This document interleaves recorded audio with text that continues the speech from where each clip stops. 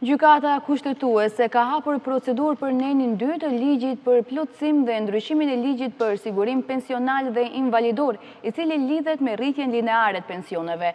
Me ndryshimet, harmonizimi i rregullt mujor i pensioneve bazuar në rritjen e pagave dhe kostos jetesës u zëvendësua me rritje lineare. Këtë fazë të procedurës, gjykata ka shprehur dyshime se neni 2 i kontestuar mund të shkel parimet kushtetuese të drejtësisë sociale, barazisë qytetarëve dhe sigurin juridike dhe pritshmërive legjitime si parime juridike.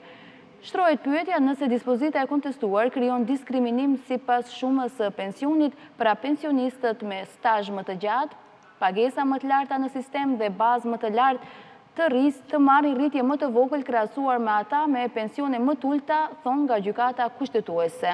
Me hapjen e procedurës për vlerësimin e kushtetueshmërisë së nenit të kontestuar, gjykata do shqyrtojë nëse zgjidhja ligjore është e arsyeshme dhe mjaftueshëm e balancuar.